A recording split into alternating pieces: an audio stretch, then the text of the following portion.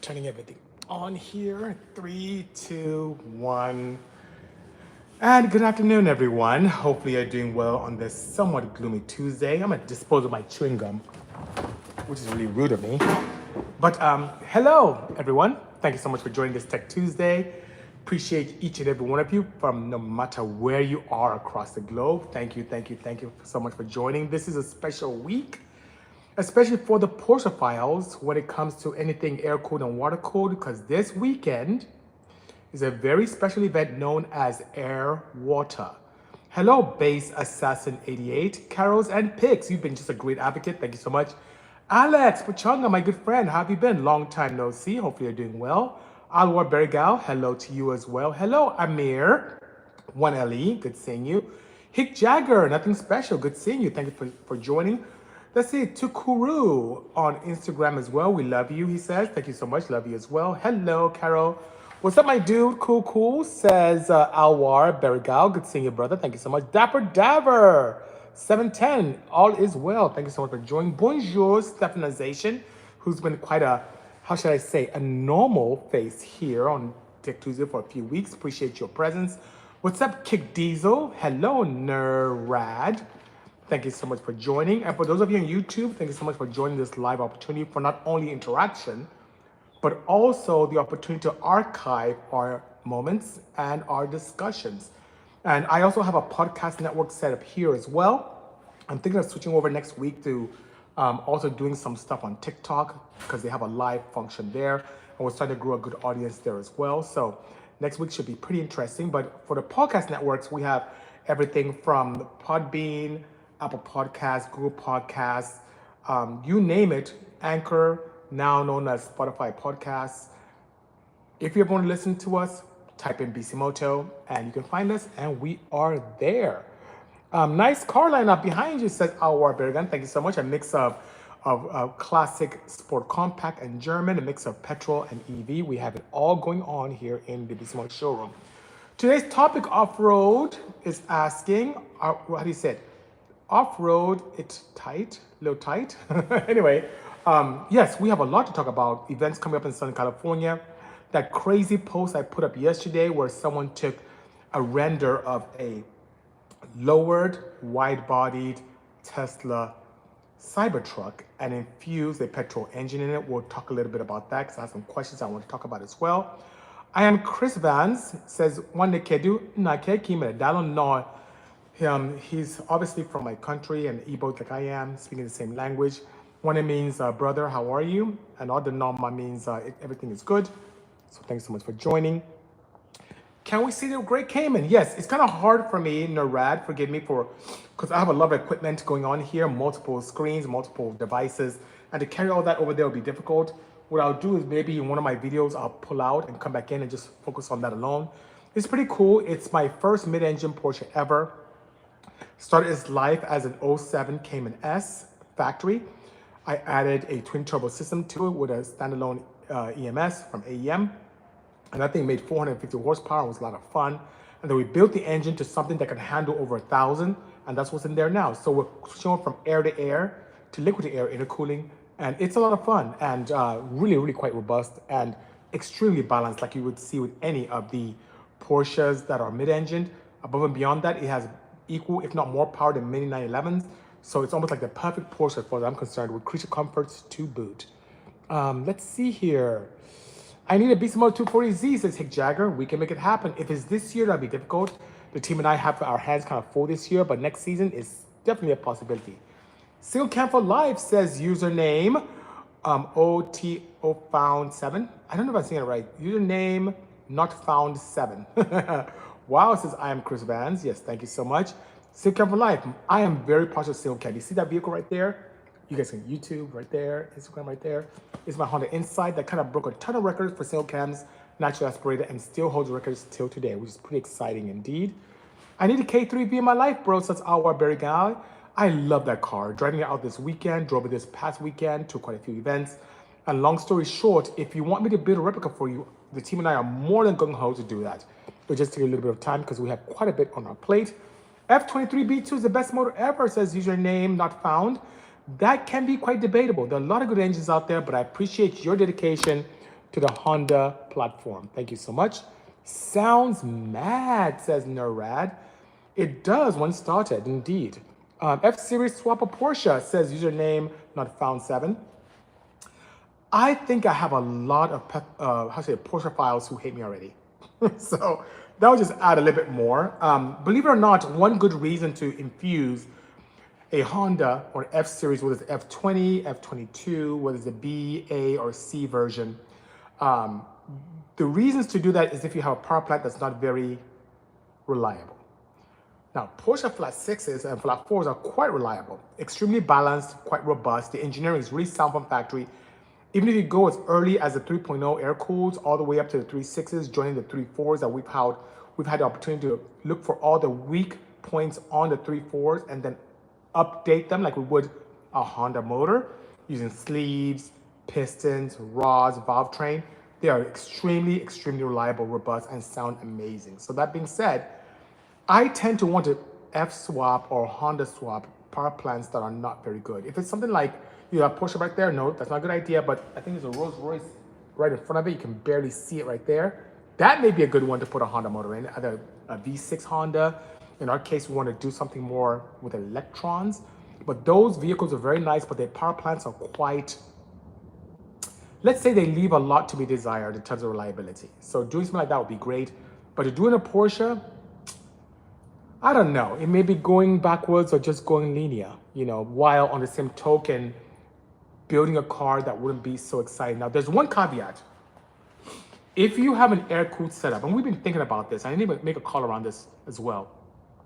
If you have an air-cooled power plant that's very, very expensive to build, and if you want to make a reliable 400 horsepower, it's kind of difficult to get it to pass emissions. Think about putting, let's say, a Honda F-Series that may come from the, let's say, how like an F20C out of the Type R. So thinking about putting an F20C engine that can pass emissions for the year of the motor, OBD2 capability into a classic Porsche. That would be pretty crazy, right? Or what engine would you recommend for a Porsche 944? Same thing. Those are the inline fours that can have a lot of potency, but leave a little bit to be desired.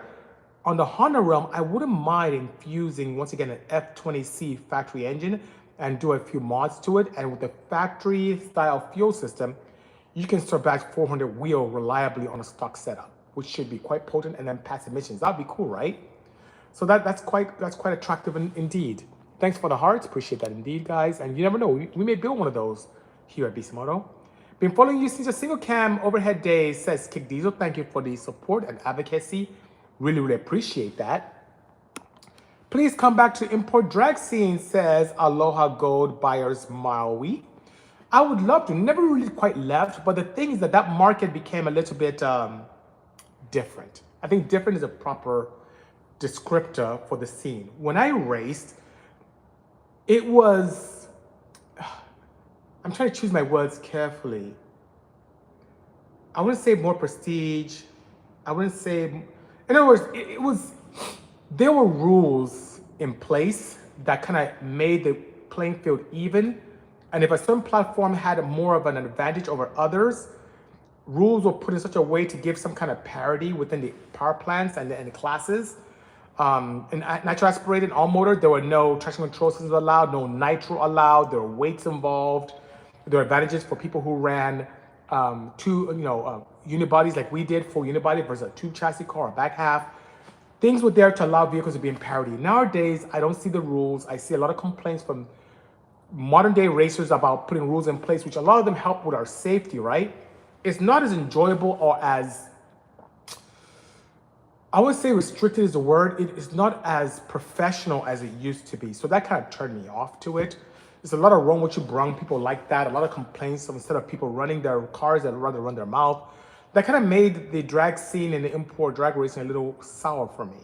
So what I tend to do, I have no problem with test and tune days. I have no problem with maybe a few run what you brung competitions, but to compete the way we did, where we did a 12 series year, starting in Florida and working our way to the West Coast racing, I don't think that's a good thing for us to do right now in our Bisimoto arsenal. If that makes sense.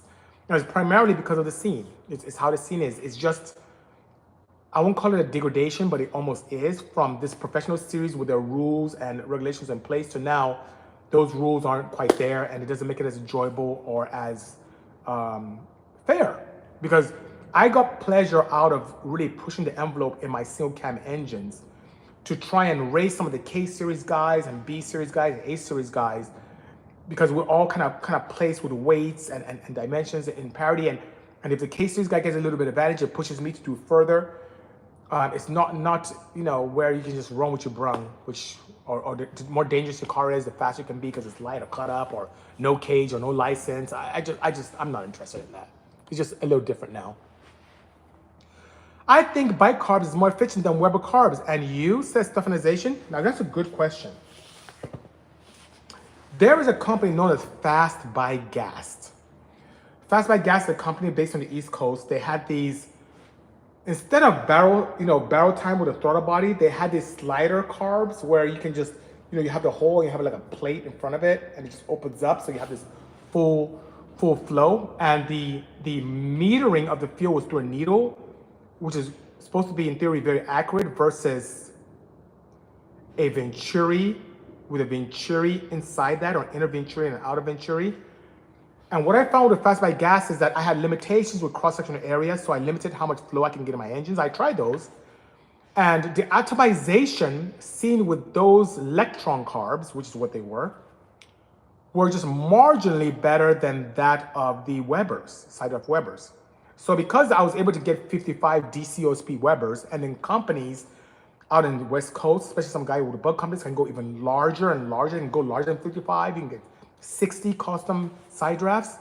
It seemed like a very good way to go. So the cost, if that involved with the bicarbs or the electrons by Fast by Gas versus the limitations of cross-section area, combine that with the atomization I saw with Webers and the different sizes you can get in both factory and aftermarket, that was a better product for us to use.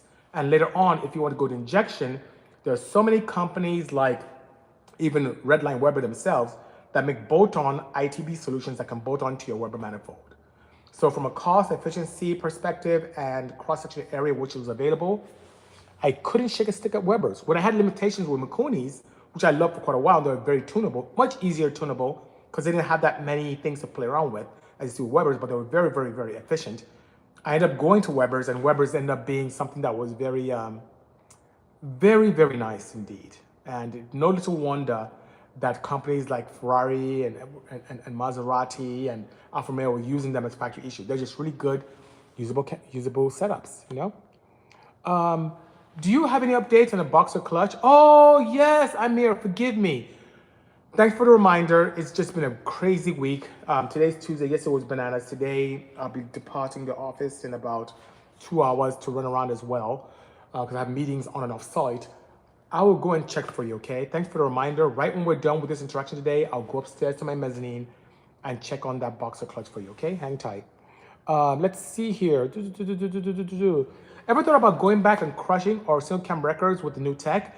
I've thought of a dabber, but with all the projects we have going on here in-house, it doesn't seem like a good use of time and resources. The team and I are really, really inundated with projects, trying to get cars done, this month, into next month, and to get into SEMA, talking to some OEMs. It's unfortunately, and a lot of builders and shop owners do share this challenge with me. I have to take care of a client and projects first, clients being, privateers and OEMs, before I can have fun. So unfortunately, my stuff will be on the back burner. If there's anything coming out from my own passion project, it's something to kind of push the envelope in current technologies that we're doing to help customers, but not necessarily going back and racing front-wheel drive Honda Insights. So I have everything in my engine room. I have new pistons from Trom, sleeve block from Gonigo, Bisimoto camshafts. I still have my side draft stage injection Kinslers. I have an engine management solution, new harness that where I put together. I have all this great stuff, but it's just me having time to okay, I'm gonna put aside 3 days and build this thing and get it tuned.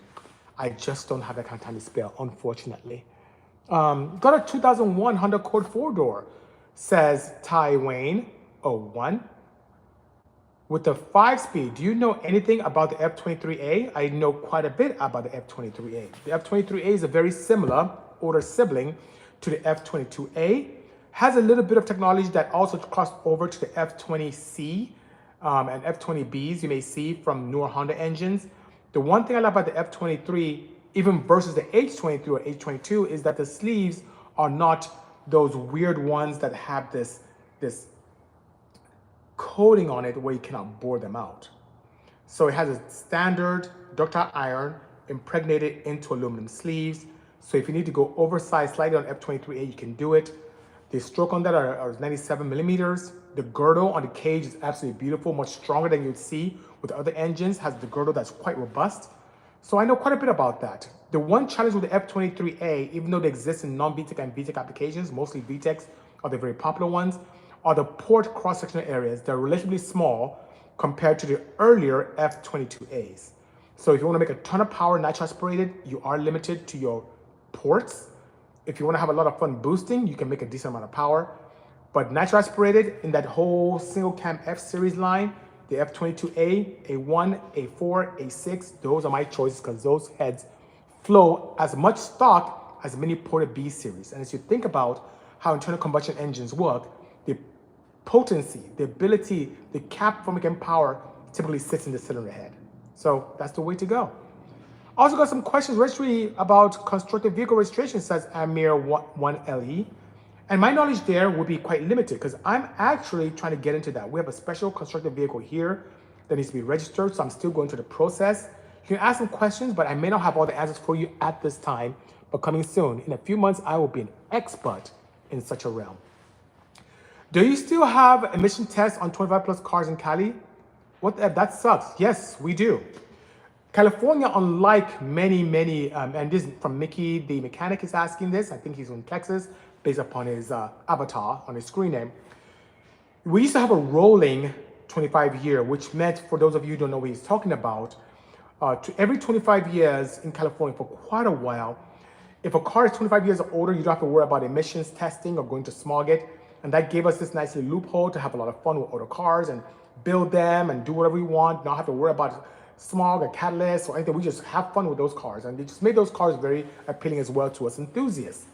However, when Arnold Schwarzenegger became a governor here in the state of California, he put a bit of a moratorium on that rolling 25 years, and it stopped it in 1975. So unfortunately, in California in 1975 and older, you have the opportunity of being smog exempt, with exception if someone reports you as a gross polluter, which, let's say your car is smoking down the road and someone calls it in, ask me how I know this, and they say that your car was smoking along the freeway and could be detrimental to the environment, the California Department of Motor Vehicles can solicit you taking that car to a Bureau of Automotive Repair facility and have it inspected to make sure that it meets or exceeds the emissions requirements for the year of the car. So even if it was 74, 72, 69, 58, whatever year they had emissions for that year, it has to meet or exceed that.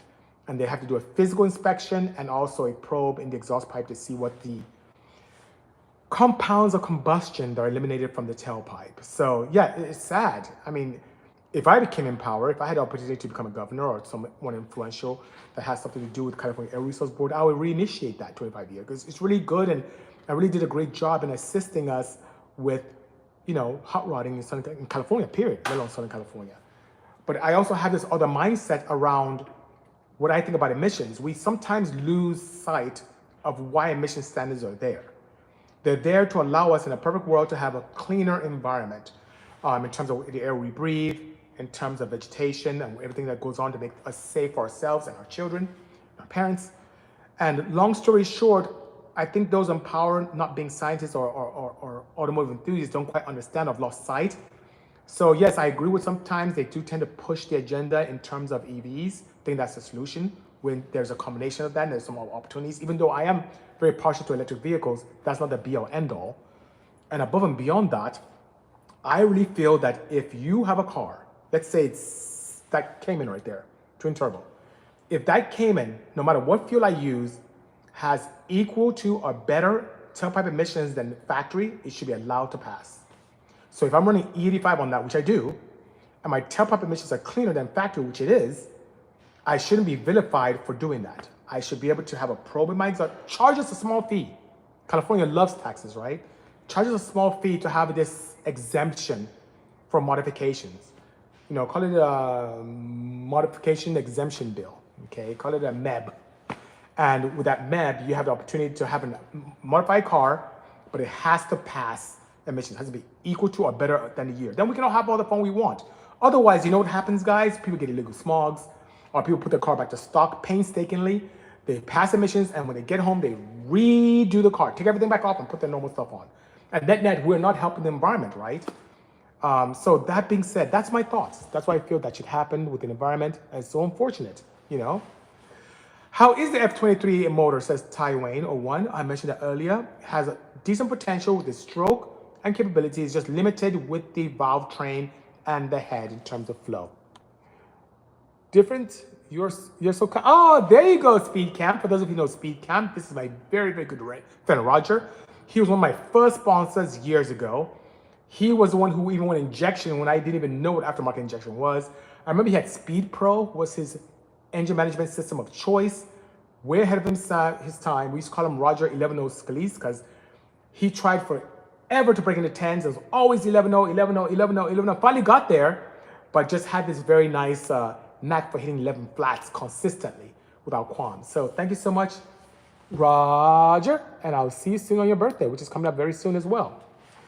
Once you get it, of course, CD7 or CB7, CD5 or CB7, you can't go wrong with either one. I like the CB7s because they just look pretty cool. CD5s are okay, but I'm partial to CB7. I just love the shape of the CB7. I love having F22A motors indoors with a lot of opportunity and a lot of build quality. Had both before. Good. I don't know what your choice is, but please let us know. John the Baptist 2021 is asking, do you sell any zip-up hoodies?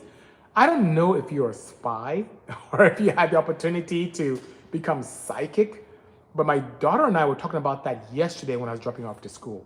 I said, hey, what would you think of me getting zip-up hoodies? Because some of the hoodies I sell are pullovers.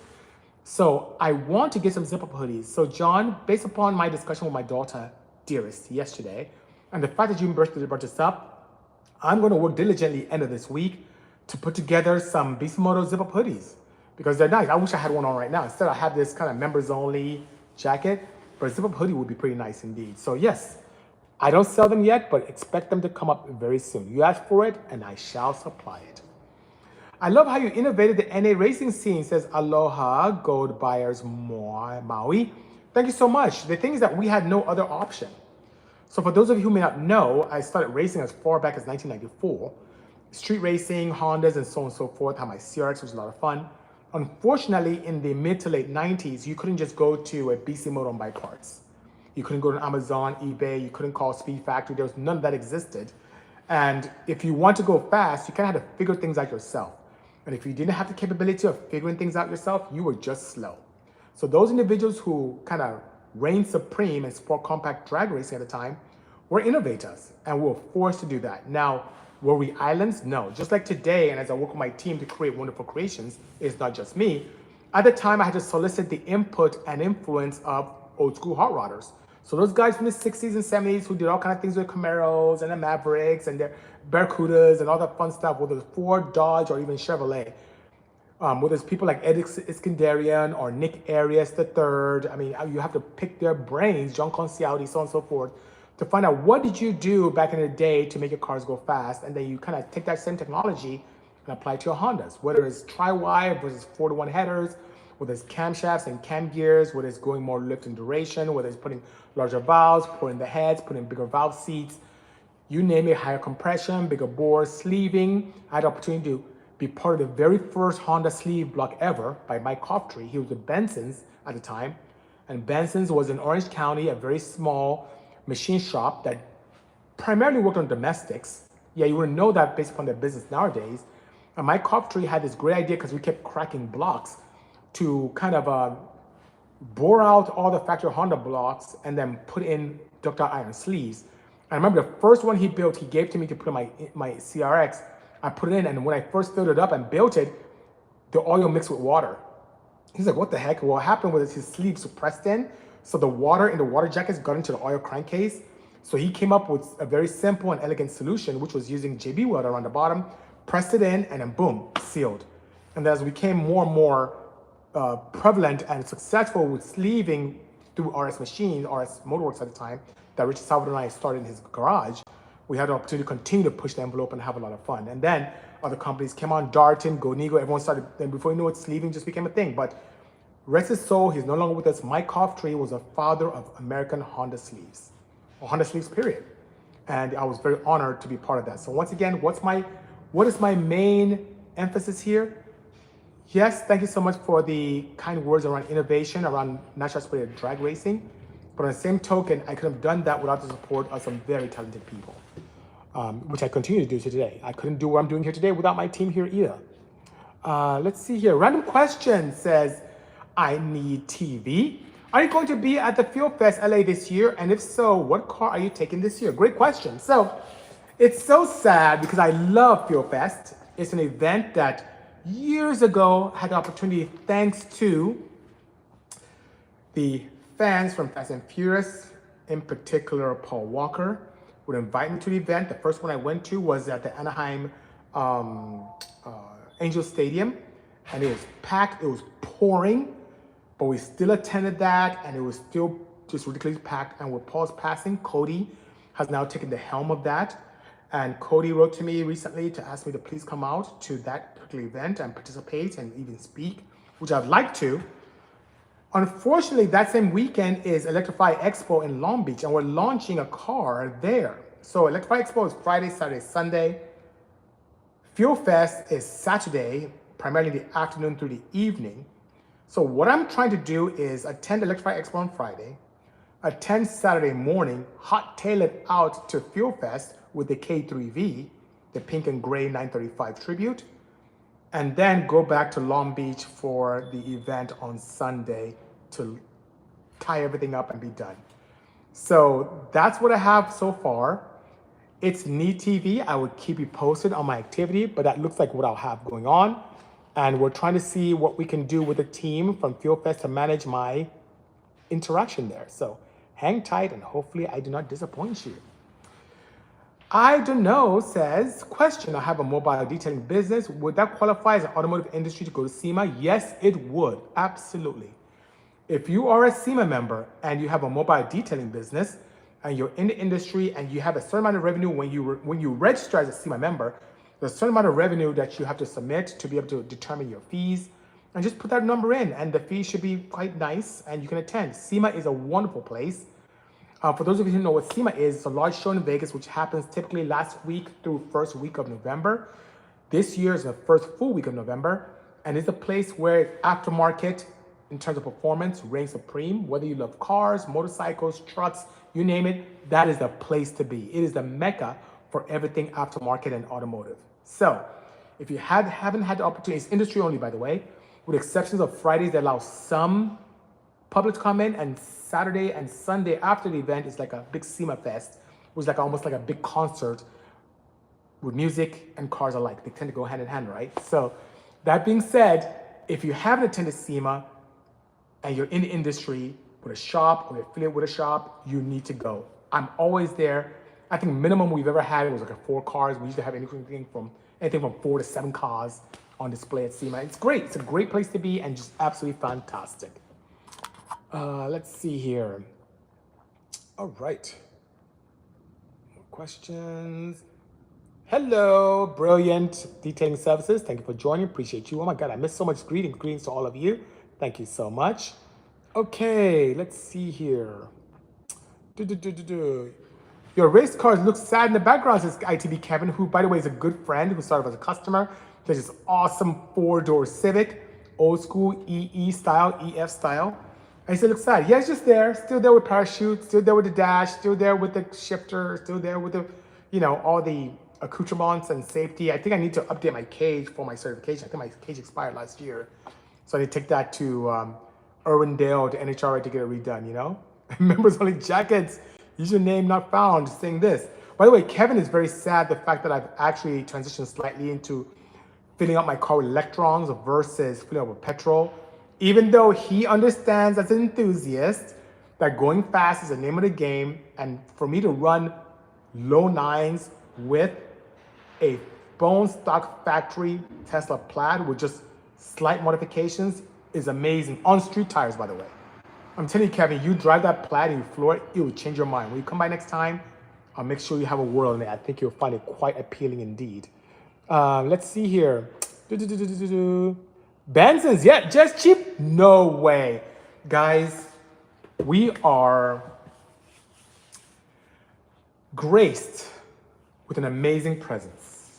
And Jeff Chichoff is the president and co-founder of The Progress Group in Orange County, California.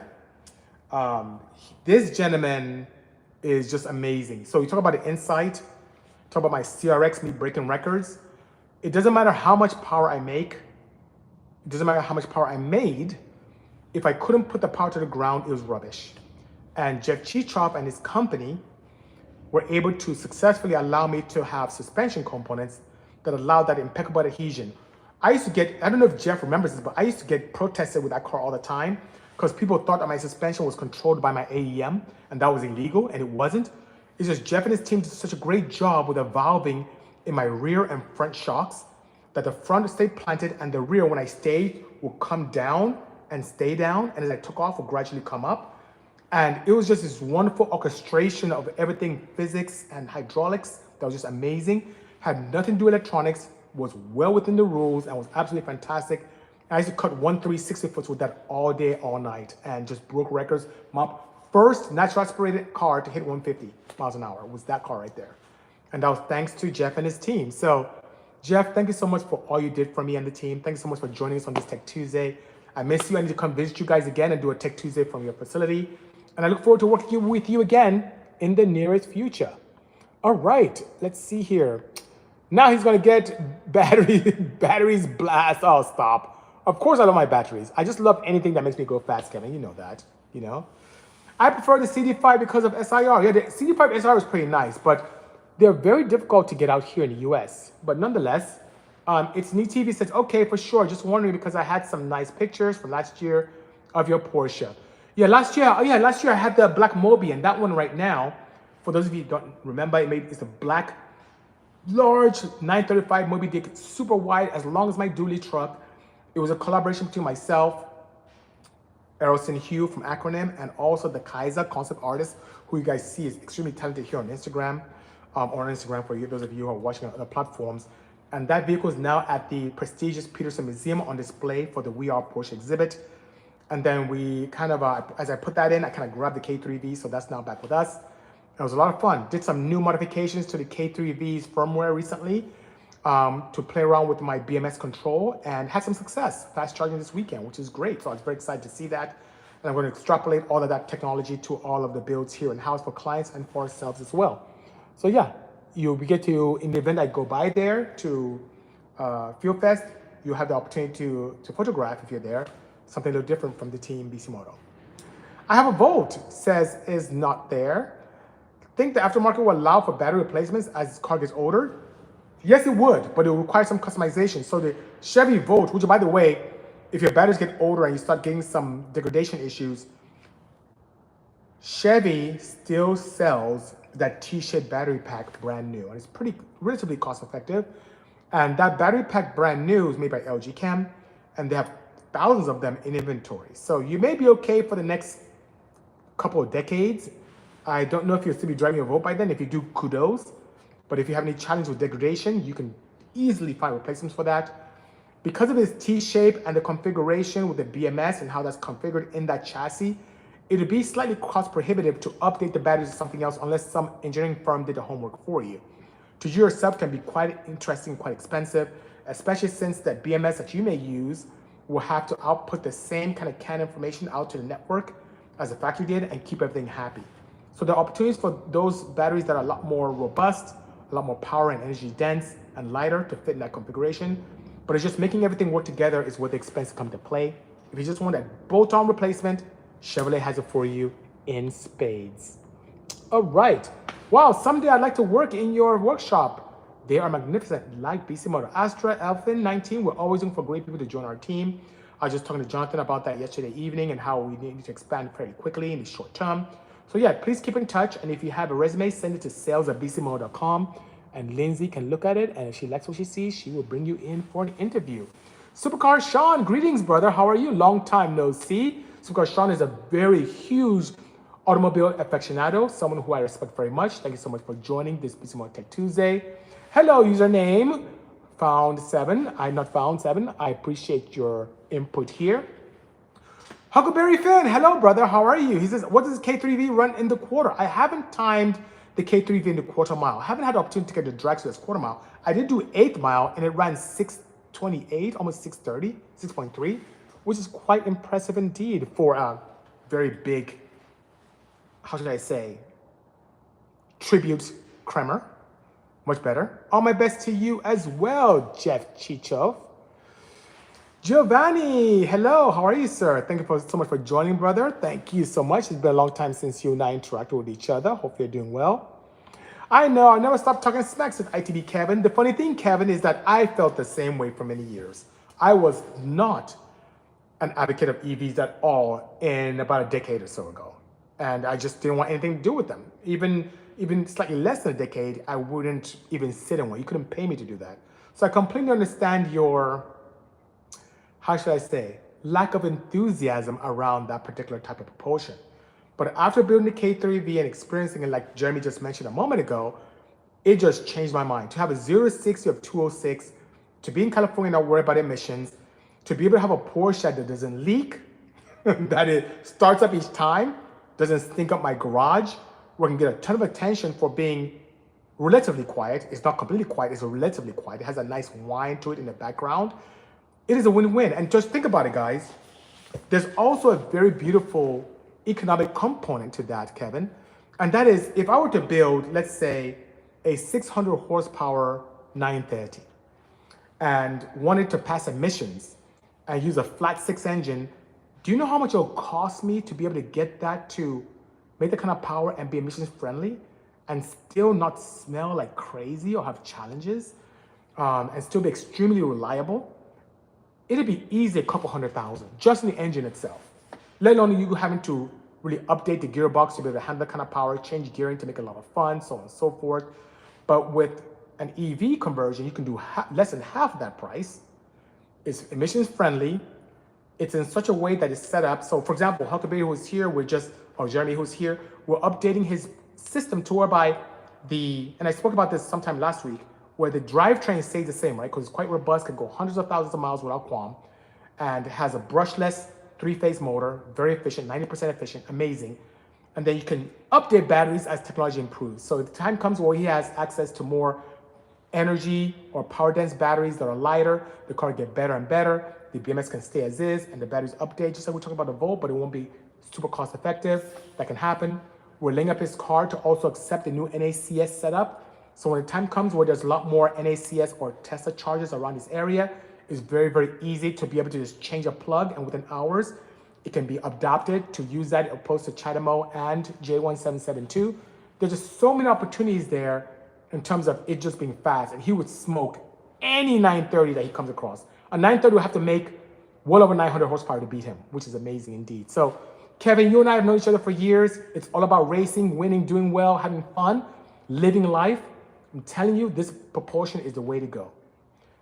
Going back to what I mentioned earlier on when we first came in, I put up a post yesterday about this render of a Tesla Cybertruck with a V12 motor infused in it. Now, if this was to be brought to fruition, it'd be a very expensive ordeal, but above and beyond that may end up being even slower than the Tesla, how it was in factory format, which kind of makes it a little more kind of silly to do, right?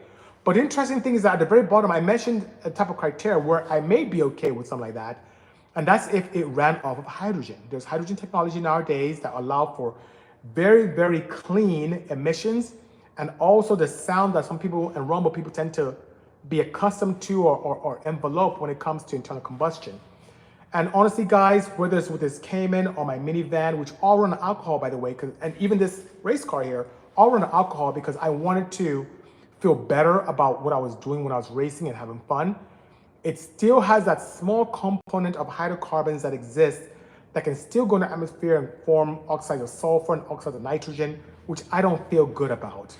At least with me having solar at home and being able to charge my cars accordingly and be able to drive around and have fun, it makes me feel good where I can eat my cake and have it too. And using components that are already manufactured as well, which is quite nice. So it really does reduce that carbon footprint quite nicely. I think you said something, Ken. I may have missed it. And what do you mean update your cage that thing's never going to run again? Well, it is going to run. I mean, it's never say never. We're at a point now where, once again, team and I, Jonathan and I were talking about yesterday about how we're streamlining things here at Bisimoto to make it very efficient and much quicker for our customers. One thing about us is that we continue to evolve and change things for clients to make it better and better and better. And it tends to make things go a little bit longer than we anticipated. And so as we streamline those things and really focus on certain streams of manufacturing, we're gonna have the opportunity to be able to streamline and improve very quickly and implement them more quicker than I would like as well. And what does that do for me as BC? It gives me a little bit more time for myself. And as I have time for myself, I can have time to bring that out. So don't be surprised if you see that come back out, but it will be with cleaner fuel, either with a hydrogen type fuel or with an electric component or a combination of the two. Don't be surprised at all.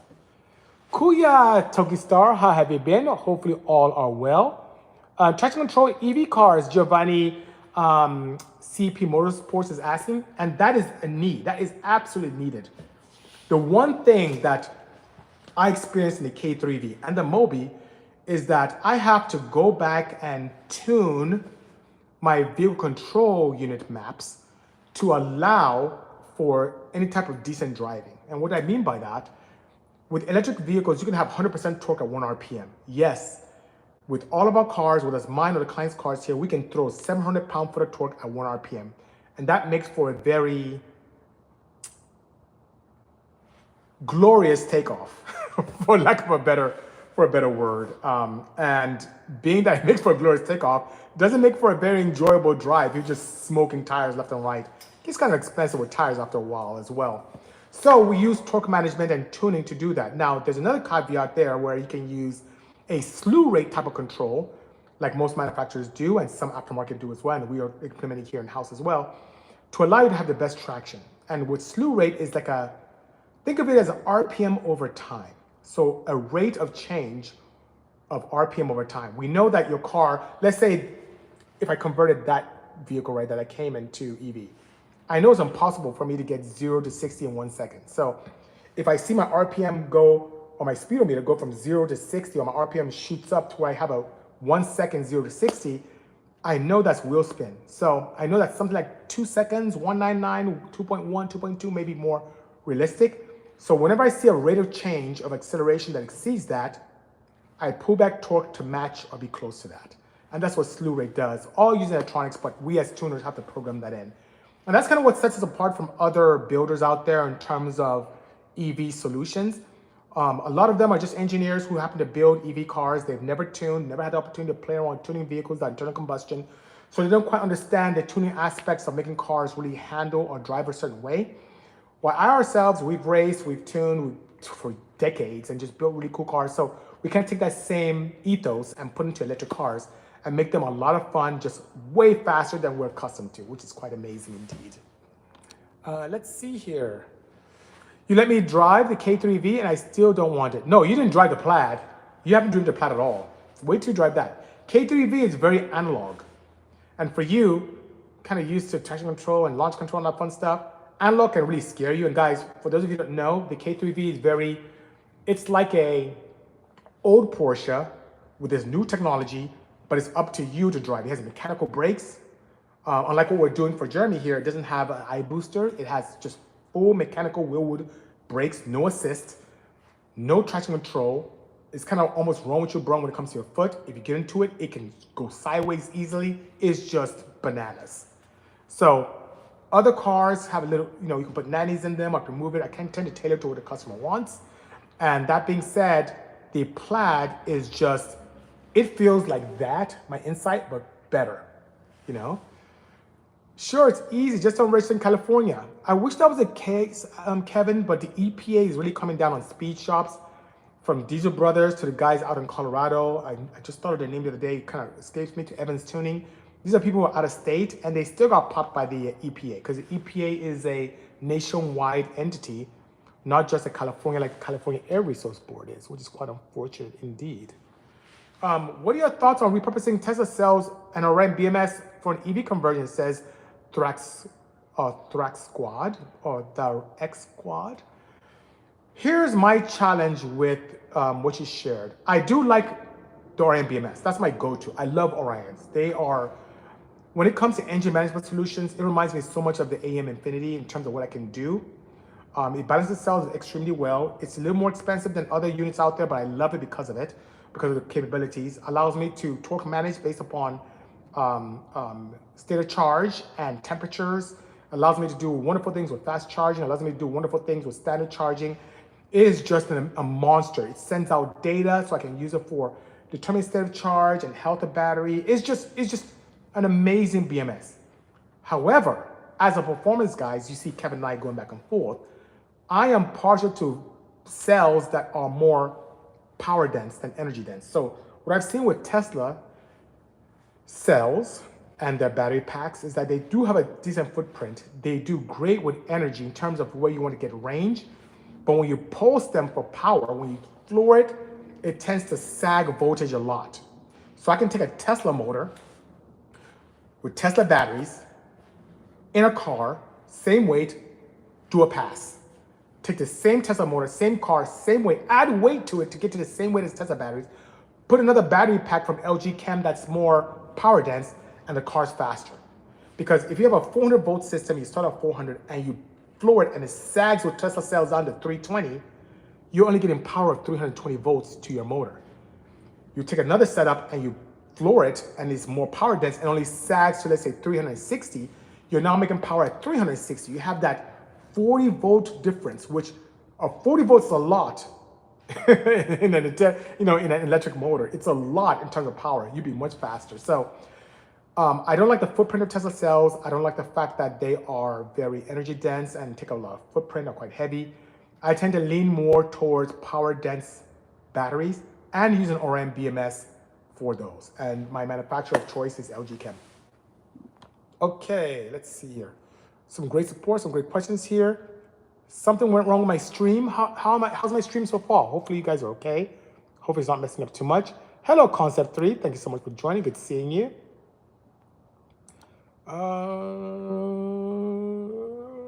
Let's see. Has Orion finished its CCS fast charging implementation yet? No, not as of last week. So I did reach out to Andrew Ewert, the owner of the company, and no updates from me yet. So what I asked was a two-sided question, actually. I asked for CCS and also for NACS. But what keeps us happy in the meantime is, as I continue to play around with chademo, there is, what just came out, a chademo to CCS adapter that exists. But to be honest with you, moving forward, I am kind of leaning towards NACS. And if I had a magic wand, I'd ask Andrew Ewert, which I have prodded him, to pitch more towards NACS, because that seems to be a very popular setup. And I feel that that's where kind of everything is going. I love the architecture of it. It's very small, can easily fit in gas caps. You don't have to put multiple ports in your setup. You can use one port for level 1, level 2, and level 3 charging, which is great for us, as you can imagine, Kovolt, fellow engineer. So yeah, Danger Derek, I'm great. How are you? Having a great Tech Tuesday today. Gone much longer than I typically do, but enjoying every moment of it. My pleasure indeed, Thrax Squad. Thank you so much. Isn't chademo limited to 50 kilowatts? Yes, it is. It's limited to 50 kilowatts. And on average, when I see 38, 40, I've seen 25 kilowatts. Yes, you are correct.